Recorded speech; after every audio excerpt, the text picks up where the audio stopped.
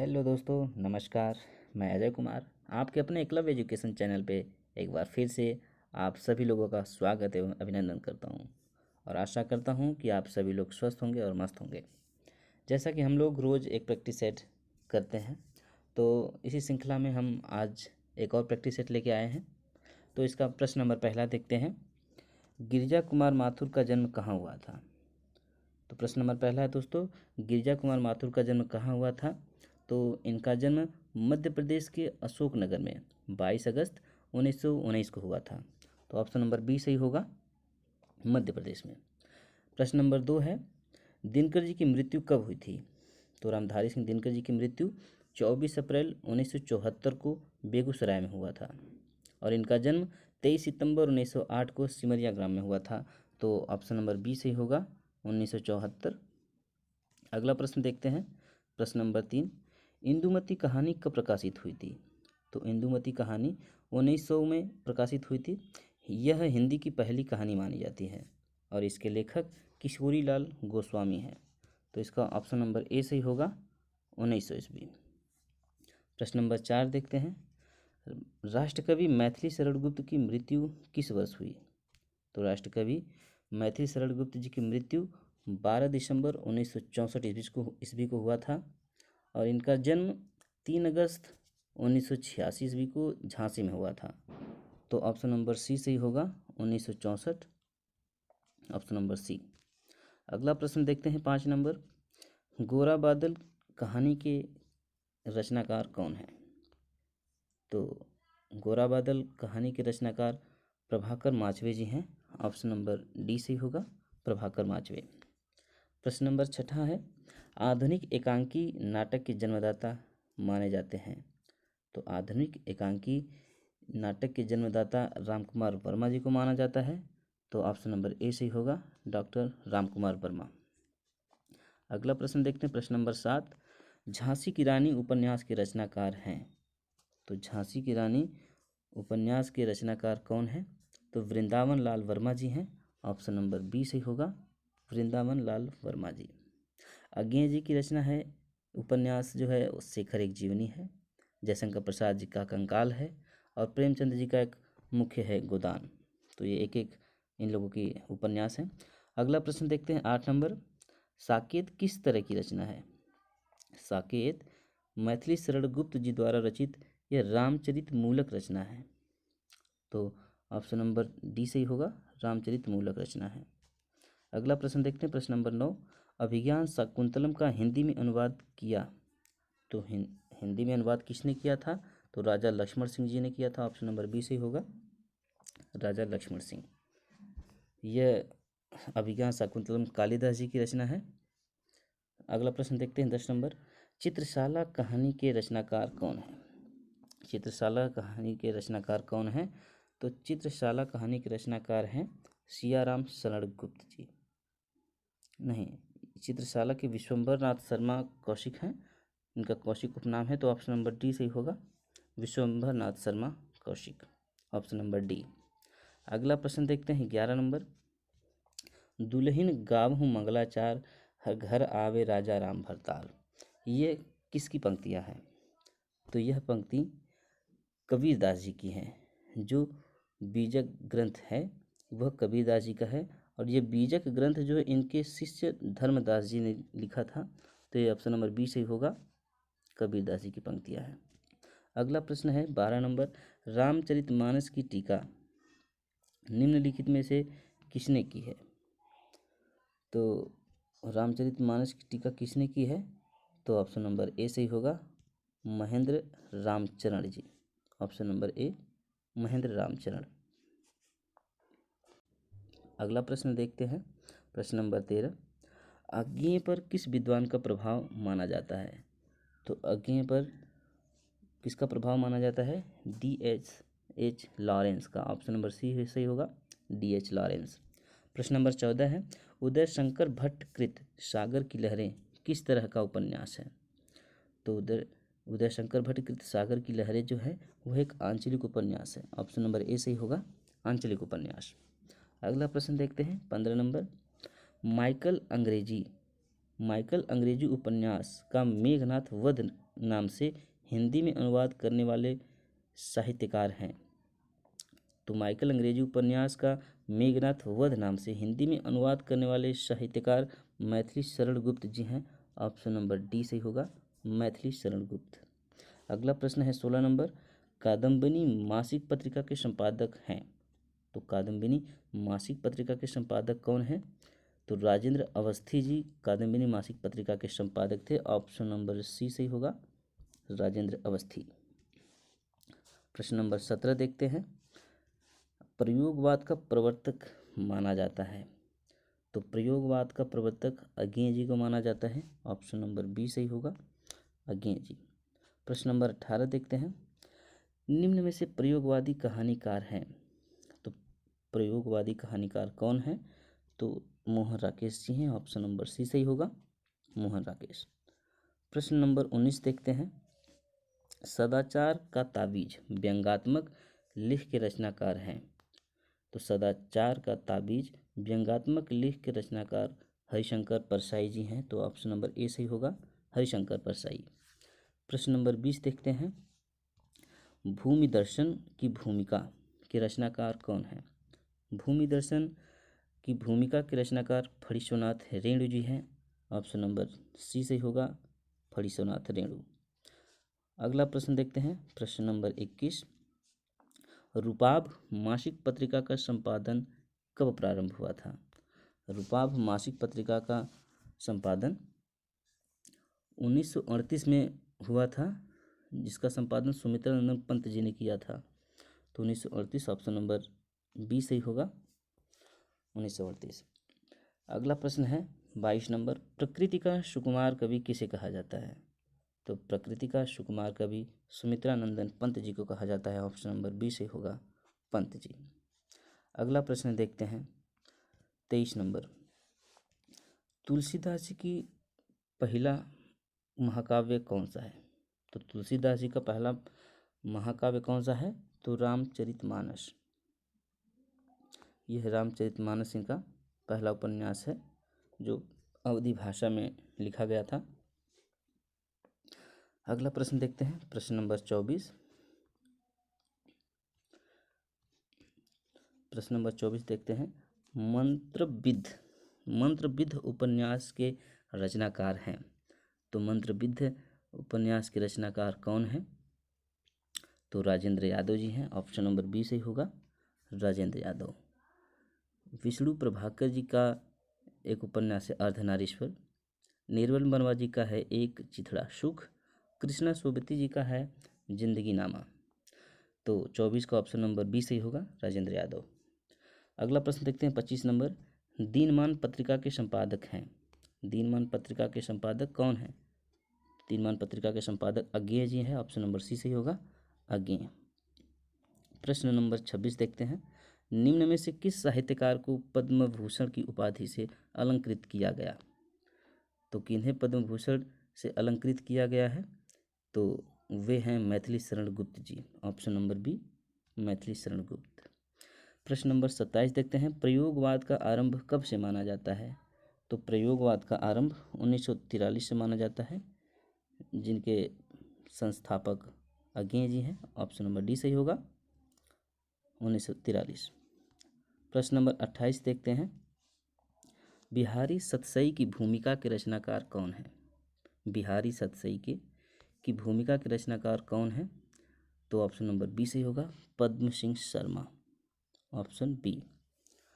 प्रश्न नंबर 29 देखते हैं, यशपाल ने अधिकांशतः किस प्रकार की कहानियाँ लिखी?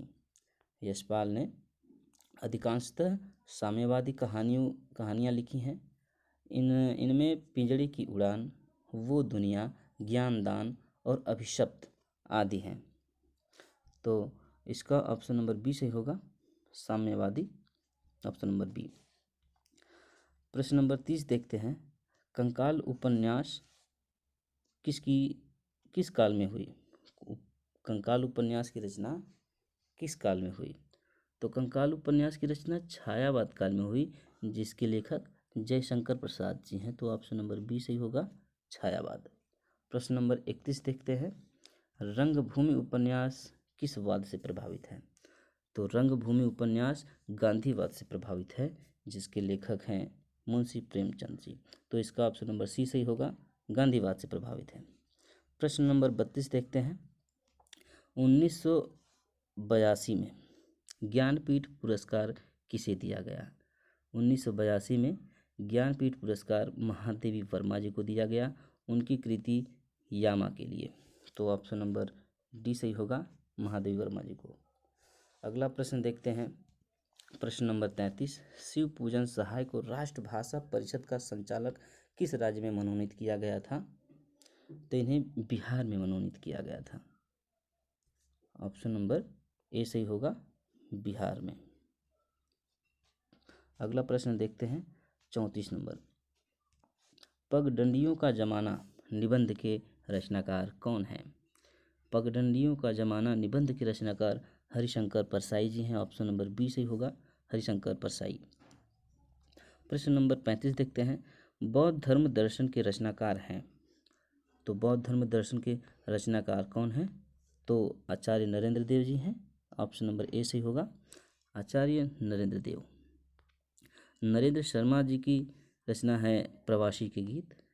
अगेय जी का है हरि खास पर क्षण भर। निराला जी की है राम की शक्ति पूजा। अगला प्रश्न देखते हैं 36 नंबर, स्वर्ग की कल्पना कविता हरिओद जी के किस ग्रंथ से ली गई है? स्वर्ग की कल्पना हरिओद जी के पारिजात नामक ग्रंथ से ली गई है। तो ऑप्शन नंबर सी सही होगा, पारिजात। अगला प्रश्न है 37 नंबर, कतकी पूनो कविता के रचनाकार हैं। कतकी पूनो की कविता के रचनाकार कौन हैं? तो अगेय जी हैं। ऑप्शन नंबर ए सही होगा, अगेय जी। अगला प्रश्न देखते हैं 38 नंबर। अगला प्रश्न है 38 नंबर, श्याम सिंह शशि जी को साहित्य अकादमी द्वारा कौन सा पुरस्कार दिया गया? तो श्याम सिंह शशि जी को साहित्य अकादमी द्वारा पद्मश्री पुरस्कार दिया गया। तो ऑप्शन नंबर डी सही होगा, पद्मश्री। जायसीकृत पद्मावत के नायक कौन हैं? तो जायसीकृत पद्मावत के नायक रत्नसेन हैं। ऑप्शन नंबर बी सही होगा, रत्नसेन। अगला प्रश्न देखते हैं 40 नंबर, विषयी प्रधान काव्य को कहते हैं। तो विषयी प्रधान काव्य को क्या कहते हैं? तो इसे प्रगति काव्य कहते हैं। तो ऑप्शन नंबर बी सही होगा, प्रगति काव्य। प्रश्न नंबर 41 देखते हैं, निम्न में से किसने कर्मवीर पत्रिका का संपादन किया? तो निम्न में से माखनलाल चतुर्वेदी जी ने कर्मवीर पत्रिका का संपादन किया। तो ऑप्शन नंबर ए सही होगा, माखनलाल चतुर्वेदी जी। प्रश्न नंबर 42 देखते हैं, वियोगी हरि का पूरा नाम था। तो वियोगी हरि का पूरा नाम हरिहर प्रसाद द्विवेदी था। तो हरिहर प्रसाद द्विवेदी, ऑप्शन नंबर सी सही होगा। अगला प्रश्न देखते हैं 43 नंबर, आषाढ़ का एक दिन नाट्य कृति की आधार कथा का मुख्य पात्र कौन है? तो आषाढ़ का एक दिन नाट्य कृति का आधार कथा का मुख्य पात्र कालिदास है और इसके लेखक मोहन राकेश हैं। तो ऑप्शन नंबर सी सही होगा, मुख्य पात्र कालिदास है, ऑप्शन नंबर सी। प्रश्न नंबर 44 देखते हैं, संविधान की किस सूची में भाषाओं की संख्या निर्धारित की गई है? तो किस सूची में भाषाओं की संख्या निर्धारित की गई है? 8वीं अनुसूची में, ऑप्शन नंबर बी। अगला प्रश्न देखते हैं 45 नंबर, प्रेमचंद ने हिंदी साहित्य में पदार्पण किया। तो प्रेमचंद जी ने हिंदी साहित्य में कब पदार्पण किया? तो 1905 ईस्वी में पदार्पण किया। ऑप्शन नंबर सी सही होगा, 1905। अगला प्रश्न देखते हैं 46 नंबर, मारवाड़ी सुधार पत्रिका कहाँ से प्रकाशित होती थी? मारवाड़ी पत्रिका कहाँ से प्रकाशित होती थी? तो यह आरा से प्रकाशित होती थी। ऑप्शन नंबर बी सही होगा, आरा से। प्रश्न नंबर 47 है, स्वप्नमयी उपन्यास के उपन्यासकार हैं। तो स्वप्नमयी उपन्यास के उपन्यासकार विष्णु प्रभाकर जी हैं। ऑप्शन नंबर ए सही होगा। और गिरिराज किशोर जी का है पहला गिरमिटिया, जैनेन्द्र जी का है त्यागपत्र, और प्रसाद जी का है तितली। तो ऑप्शन नंबर ए सही होगा। स्वप्नमयी विष्णु प्रभाकर जी का उपन्यास है। अगला प्रश्न देखते हैं 48 नंबर। कल्पना पत्रिका कहाँ से प्रकाशित होती थी? तो कल्पना पत्रिका हैदराबाद से प्रकाशित होती थी। ऑप्शन नंबर ए सही होगा, हैदराबाद। अगला प्रश्न है 49 नंबर। ठिठुरता हुआ गणतंत्र किस प्रकार का संग्रह है? ठिठुरता हुआ गणतंत्र यह एक निबंध संग्रह है और इसके रचनाकार हरिशंकर परसाई जी हैं। तो यह निबंध संग्रह ऑप्शन नंबर ए सही होगा। अगला प्रश्न देखते हैं 50 नंबर। शुद्ध कविता की खोज। शुद्ध कविता की खोज किस प्रकार की रचना है? तो शुद्ध कविता की खोज यह एक निबंध संग्रह है और इसके रचनाकार रामधारी सिंह दिनकर जी हैं। तो निबंध संग्रह है, ऑप्शन नंबर डी सही होगा। अगला प्रश्न देखते हैं 51 नंबर। नेता नहीं नागरिक चाहिए। नेता नहीं नागरिक चाहिए निबंध के रचनाकार हैं। तो इस निबंध के रचनाकार दिनकर जी हैं। ऑप्शन नंबर सी होगा, रामधारी सिंह दिनकर। अगला प्रश्न देखते हैं 52वां नंबर। मानक देवनागरी वर्णमाला किस वर्ष प्रकाशित हुई? तो मानक देवनागरी वर्णमाला 1966 में प्रकाशित हुई। ऑप्शन नंबर ए सही होगा, 1966। अगला प्रश्न देखते हैं 53 नंबर। काबा और करबला के रचनाकार कौन हैं? काबा और करबला के रचनाकार मैथिली शरण गुप्त जी हैं। ऑप्शन नंबर ए सही होगा, मैथिली शरण गुप्त। अगला प्रश्न है 54 नंबर। जैनेन्द्र पर किन महान व्यक्तियों का प्रभाव माना जाता है? तो जैनेन्द्र जी पर किन महान व्यक्तियों का प्रभाव माना जाता है? तो ऑप्शन नंबर ए सही होगा, शरद चंद्र और टैगोर जी की प्रभाव माना जाता है। ऑप्शन नंबर ए। अगला प्रश्न है 55 नंबर। प्रकाश और परछाइयाँ किस प्रकार का संग्रह है? प्रकाश और परछाइयाँ एकांकी संग्रह है और इसके रचनाकार विष्णु प्रभाकर जी हैं। तो यह एक एकांकी संग्रह है। तो ऑप्शन नंबर बी सही होगा। अगला प्रश्न देखते हैं 56 नंबर। हरिवंश राय बच्चन भारत सरकार के विदेश विभाग में हिंदी विशेषज्ञ कब बने? तो हरिवंश राय बच्चन भारत सरकार के विदेश विभाग में हिंदी विशेषज्ञ 1955 ईस्वी में बनाए गए थे। तो ऑप्शन नंबर डी सही होगा, 1955। अगला प्रश्न देखते हैं 57 नंबर। राम की चीटी राम जी का शेर किस प्रकार का संग्रह है? तो राम जी की चीटी और राम जी का शेर एक निबंध संग्रह है जिसके रचनाकार धर्मवीर भारती हैं। तो ऑप्शन नंबर ए सही होगा, निबंध संग्रह। अगला प्रश्न देखते हैं क्षण बोले कण मुस्काए। क्षण बोले कण मुस्काए के रचनाकार कौन है? तो कन्हैयालाल मिश्र प्रभाकर जी हैं। ऑप्शन नंबर ए सही होगा, कन्हैयालाल। अगला प्रश्न देखते हैं 59 नंबर। रथ के पहिए किसी प्रकार का उपन्यास है? तो रथ के पहिए एक सामाजिक उपन्यास है। तो ऑप्शन नंबर ए सही होगा, सामाजिक उपन्यास। अगला प्रश्न देखते हैं 60 नंबर। टेढ़े मेढ़े रास्ते किस प्रकार का संग्रह है? तो टेढ़े मेढ़े रास्ते एक उपन्यास है और इसके रचयिता भगवती चरण वर्मा है। तो इसका ऑप्शन नंबर डी सही होगा, टेढ़े मेढ़े रास्ते एक उपन्यास है। अगला प्रश्न देखते हैं 61 नंबर। सप्तरश्मि एकांकी नाटक के रचनाकार कौन हैं?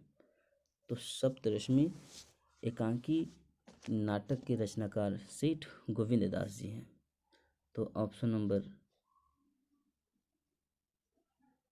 कहाँ गया प्रश्न? सेठ गोविंद दास जी, ऑप्शन नंबर ए से होगा, सेठ गोविंद दास। अगला प्रश्न है 62 नंबर। द्वापर खंड काव्य के रचनाकार कौन है? द्वापर खंड काव्य के रचनाकार मैथिली शरण गुप्त जी हैं। ऑप्शन नंबर सी सही होगा, मैथिली शरण गुप्त द्वापर के रचनाकार हैं। अगला प्रश्न देखते हैं 63 नंबर। त्रिधारा काव्य के रचनाकार कौन हैं? तो त्रिधारा काव्य के रचनाकार सुभद्रा कुमारी चौहान जी हैं। ऑप्शन नंबर बी सही होगा, सुभद्रा कुमारी चौहान। और वियोगी हरि की रचना है वीर सतसई। दिनकर जी का है कुरुक्षेत्र। अज्ञेय जी का है नदी के द्वीप। अगला प्रश्न देखते हैं 64 नंबर। बंद गली का आखिरी मकान किस प्रकार का संग्रह है? तो बंद गली का आखिरी मकान एक कहानी संग्रह है। तो ऑप्शन नंबर ए सही होगा, कहानी संग्रह है। और इनके रचनाकार धर्मवीर भारती जी हैं। तो ऑप्शन नंबर ए सही होगा, कहानी। अगला प्रश्न देखते हैं 65 नंबर। आजीविका साधक हिंदी के रचनाकार हैं। आजीविका साधक हिंदी के रचनाकार पूरनचंद टंडन हैं। तो ऑप्शन ए सही होगा, पूरनचंद टंडन। अगला प्रश्न देखते हैं 66 नंबर। ब्रह्मपुत्र की मोर्चेबंदी, ब्रह्मपुत्र की मोर्चेबंदी किस प्रकार का संग्रह है? तो ब्रह्मपुत्र की मोर्चेबंदी यह एक निबंध संग्रह है। ऑप्शन नंबर बी सही होगा, निबंध संग्रह।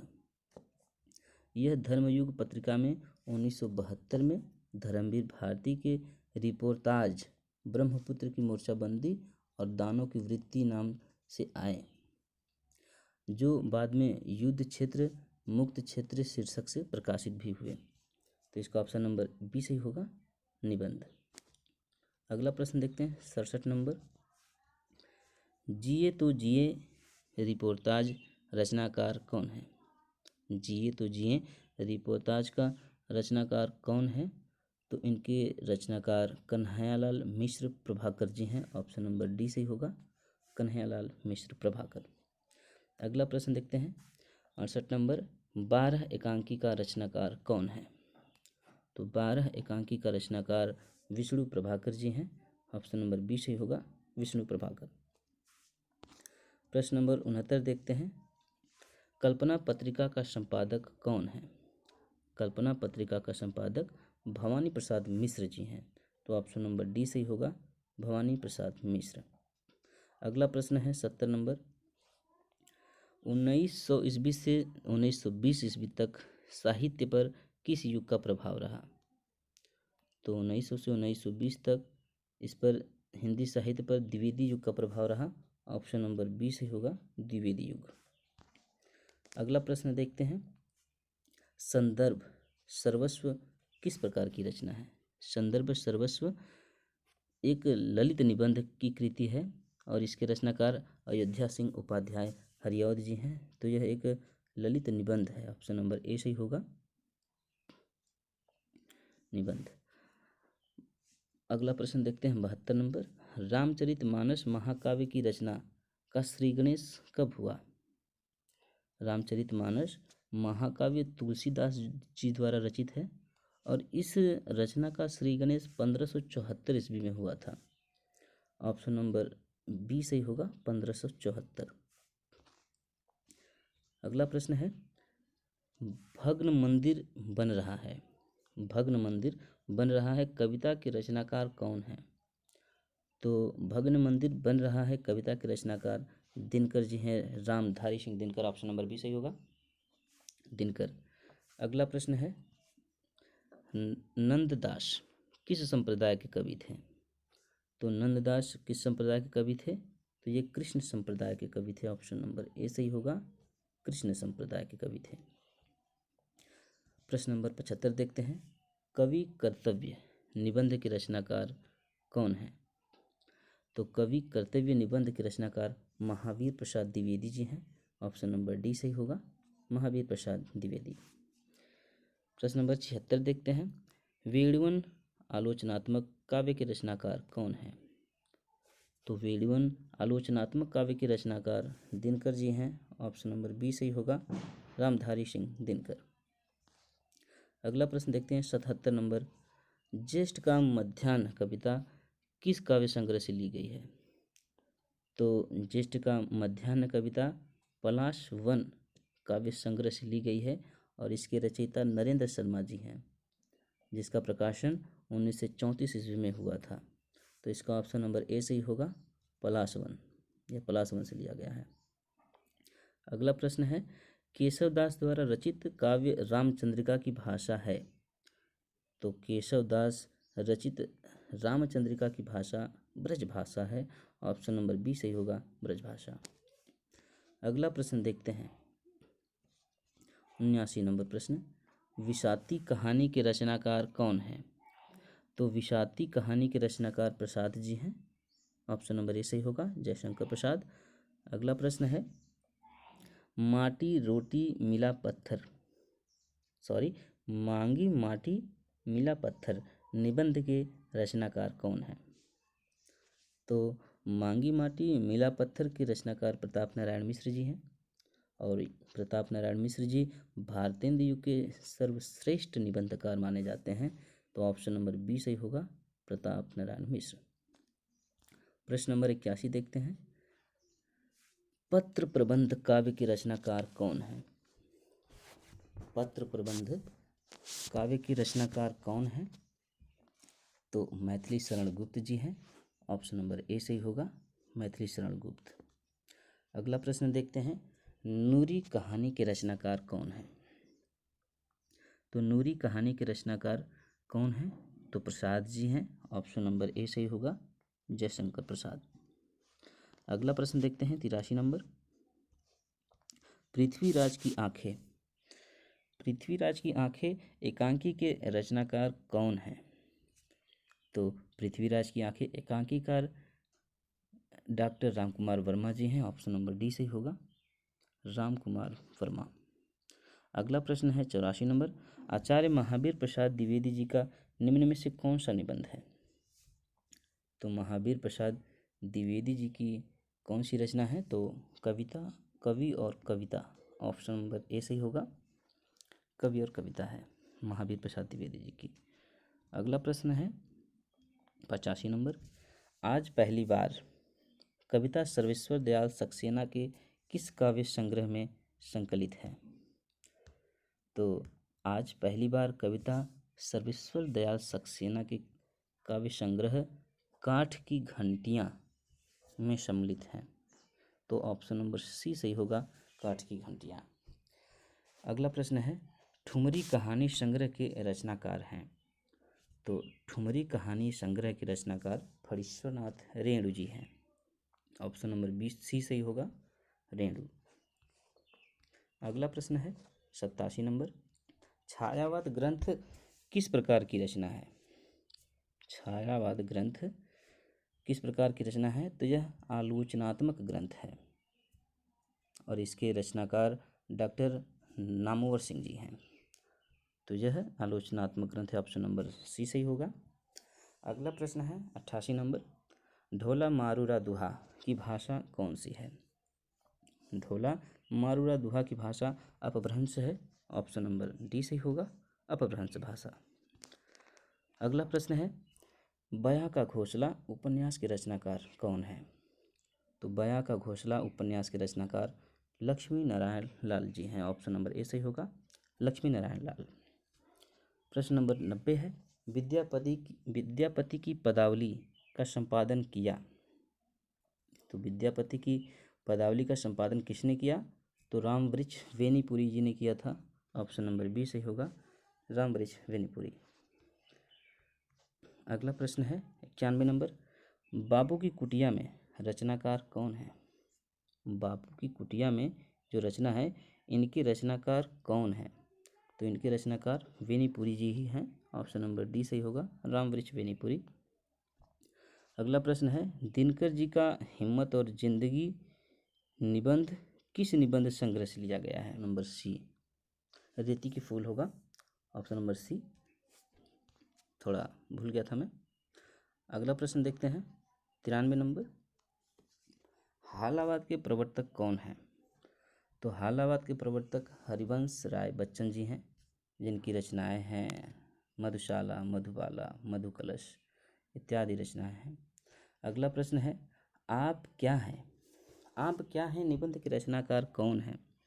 तो आप क्या हैं निबंध के रचनाकार विष्णु प्रभाकर जी हैं। ऑप्शन नंबर ए सही होगा, विष्णु प्रभाकर। अगला प्रश्न देखते हैं 95 नंबर, गांधी पंचसती किस प्रकार का संग्रह है? तो गांधी पंचसती किस प्रकार का संग्रह है? तो यह खंड काव्य है। ऑप्शन नंबर बी सही होगा, खंड काव्य। अगला प्रश्न है, नए पत्ते काव्य की रचना किस वर्ष हुई? तो नए पत्ते काव्य की रचना 1946 ईस्वी में प्रकाशित हुई, जिसके रचयिता सूर्यकांत त्रिपाठी निराला जी हैं। तो इसका सही आंसर होगा ऑप्शन नंबर बी, 1946। अगला प्रश्न देखते हैं, चतुरी चमार के रचनाकार कौन है? तो चतुरी चमार के रचनाकार निराला जी हैं। ऑप्शन नंबर ए सही होगा। अगला प्रश्न है, बयां का घोंसला किस प्रकार का उपन्यास है? तो बयां का घोंसला 98 नंबर, बयां का घोंसला किस प्रकार की रचना है? तो यह एक, रुकिए दोस्तों, थोड़ा कंफ्यूज हो रहा हूँ मैं। तो बयां का घोंसला किस प्रकार की रचना है? तो यह आंचलिक उपन्यास है। तो ऑप्शन नंबर सी सही होगा दोस्तों, आंचलिक उपन्यास है। थोड़ा मिस्टेक हो गया था मुझसे, मैं भूल गया था। अगला प्रश्न देखते हैं, 99 नंबर, राजभाषा आयोग के प्रथम अध्यक्ष थे? तो राजभाषा आयोग के प्रथम अध्यक्ष बाल गंगाधर तिलक जी थे। तो ऑप्शन नंबर बाल गंगाधर खरे, ऑप्शन नंबर सी से होगा। प्रश्न नंबर 100वां है, हिंदी साहित्य सम्मेलन के प्रथम अध्यक्ष थे? तो हिंदी साहित्य सम्मेलन के प्रथम अध्यक्ष मदन मोहन मालवीय जी थे। तो ऑप्शन नंबर डी सही होगा, मदन मोहन मालवीय। अगला प्रश्न है 101 नंबर, हिंदी वर्णमाला में व्यंजनों की संख्या है? तो हिंदी वर्णमाला में व्यंजनों की संख्या 33 है। ऑप्शन नंबर सी सही होगा। अगला प्रश्न है, भाषा निर्माण की इकाइयों का सही अनुक्रम है? तो पहले ध्वनि आती है, फिर शब्द आता है, फिर पद आता है, फिर वाक्य बनता है। तो ऑप्शन नंबर डी सही होगा। अगला प्रश्न देखते हैं 103 नंबर, प्रयत्न के आधार पर ल किस प्रकार की ध्वनि है?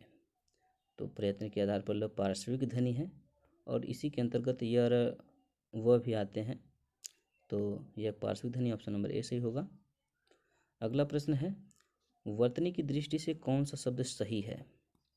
तो वर्तनी की दृष्टि से ऑप्शन नंबर बी सही होगा, ज्योत्सना सही है, ऐसे लिखा जाता है ज्योत्सना। अगला प्रश्न देखते हैं 105 नंबर, शुद्ध वर्तनी का चयन कीजिए। तो शुद्ध वर्तनी का चयन कीजिए, तो इसमें ऑप्शन नंबर ए ही सही है, दीर्घायु, ऐसे लिखते हैं दीर्घायु। प्रश्न नंबर 106 देखते हैं, निरर्थक का सही विच्छेद क्या होगा? तो निरर्थक का सही संधि विच्छेद क्या होगा? तो निधन अर्थक होगा। ऑप्शन नंबर सी, विसर्ग संधि, निधन अर्थक, निरर्थक। अगला प्रश्न देखते हैं 107 नंबर, परोपकार में प्रयुक्त संधि का नाम बताइए। तो परोपकार में गुण संधि है, ऑप्शन नंबर बी सही होगा, पर धन उपकार, पर से अ निकलेगा, उपकार से उ निकलेगा, दोनों मिलकर परोपकार हो जाएगा। तो ऑप्शन नंबर बी सही होगा। अगला प्रश्न है, विज्ञान शब्द में प्रयुक्त उपसर्ग है? तो विज्ञान शब्द में उपसर्ग क्या लगा है? तो ज्ञान मूल शब्द है, इसमें वी उपसर्ग लगा है, तो विज्ञान हो गया है। तो ऑप्शन नंबर सी सही होगा, वी उपसर्ग है। अगला प्रश्न देखते हैं 109 नंबर, धुंधला शब्द में प्रयुक्त प्रत्यय है? धुंधला शब्द में प्रयुक्त प्रत्यय क्या है? तो धुंध मूल शब्द है, इसमें ला प्रत्यय लगा है, तो ऑप्शन नंबर सी सही होगा, ला। अगला प्रश्न है, साग पात में कौन सा समास है? तो साग पात, साग और पात द्वंद्व में और छिपे, द्विगु में गणना पद आवत है। तो ऑप्शन नंबर बी सही होगा, द्वंद्व समास। इसमें द्वंद्व समास है, जिसमें दोनों पद प्रधान होते हैं। अगला प्रश्न देखते हैं 111 नंबर, वनवास में कौन सा समास है? तो वनवास में तत्पुरुष समास होगा, वन के लिए वास या वन में वास। ऑप्शन नंबर ए सही होगा, तत्पुरुष समास। अगला प्रश्न 112 नंबर, निम्नलिखित में से तत्सम शब्द का चयन कीजिए। तो बारात, वर्षा, हाथी ये सभी तद्भव शब्द हैं। अश्रु तत्सम शब्द है, इसका तद्भव आंसू होता है, आंसू का अश्रु होता है, तो ऑप्शन नंबर डी सही होगा। अगला प्रश्न देखते हैं 113 नंबर। दशानन किस प्रकार का शब्द है? दशानन योग रूढ़ है और यह रावण के लिए रूढ़ शब्द। तो देश को जयचंदों से हानि होती है। रेखांकित में संज्ञा है, तो इसमें कौन सी संज्ञा होगी? तो जातिवाचक होगी। जयचंदू में जातिवाचक होगी। ऑप्शन नंबर ए सही होगा। अगला प्रश्न देखते हैं। गरीबों को वस्त्र दो, इस वाक्य में कौन सा कारक है? तो गरीबों को वस्त्र दो, इसमें संप्रदान कारक होगा। ऑप्शन नंबर सी से होगा, संप्रदान कारक। अगला प्रश्न है। नागर का पर्यायवाची होता है, तो नागर का पर्यायवाची चतुर होता है। ये अभी जो 15-16 को पेट का एग्ज़ाम हुआ था, इसमें ये पूछा था। अगर आप लोग दिए होंगे तो याद होगा। तो ऑप्शन नंबर सी सही होगा, चतुर। अगला प्रश्न देखते हैं 117 नंबर। आविर्भाव का विपरीतार्थक शब्द होगा, तो आविर्भाव का तिरोभाव होगा। Option number C. साहित्य से संबंध रखने वाला उसे क्या कहते हैं? साहित्यिक। साहित्य से संबंध रखने वाला साहित्यिक कहलाता है। अगला प्रश्न देखते हैं। वह स्त्री जिसे पति ने त्याग दिया है, तो उसे परित्यक्ता कहते हैं। ऑप्शन नंबर सी सही होगा, परित्यक्ता। अगला प्रश्न है 120 नंबर।